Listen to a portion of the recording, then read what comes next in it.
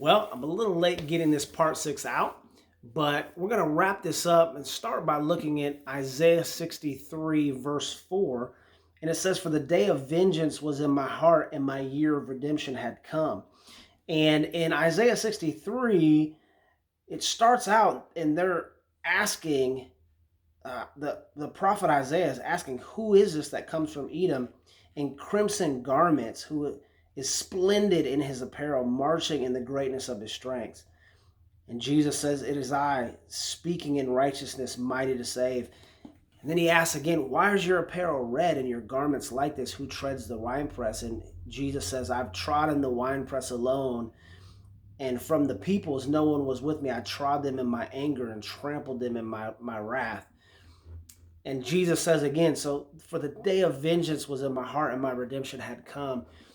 And I want to know and understand both facets of the Lord's heart, his justice and his judgments. Just and true are his ways and his judgments. And I want to search them out. I want to understand why the day of vengeance is in his heart and the year of redemption. In Isaiah 62, which is one of my favorite passages in the Bible, Jesus says that he will not be silent. He will not rest until the righteousness of his people, Israel, goes forth like a light, like a burning torch.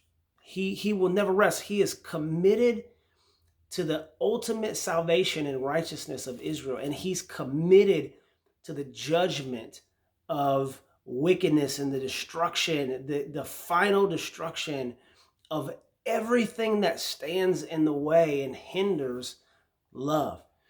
And we're heading to Revelation 21, which is the wedding supper of the Lamb. Jesus is referred to as the bridegroom over and over in the Word, and the church is referred to as his bride.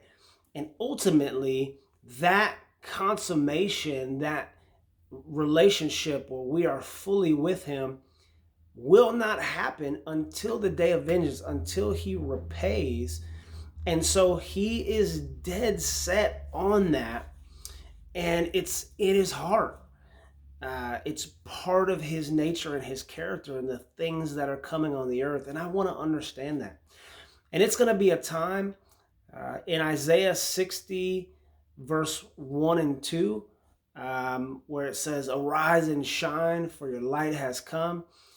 It also says deep darkness will cover the peoples. But the light of the Lord, the glory of the Lord will arise upon you. These things are going to happen simultaneously. And I want to know both. I want to understand and be part of the salvation, the gospel witness going forth into the nations. And I also want to be part of connecting and praying with his heart in his judgments. Hopefully these videos have been helpful to you and have maybe the Holy Spirit has whispered something to your heart about Jesus. And I just encourage you to continue to get into the Word, continue to stand in the place of prayer. In Psalm 24, it says, "Who will ascend the hill of the Lord?" And that there is a generation who will seek him, who will seek the face of the Lord. And let's be that generation who seeks his face.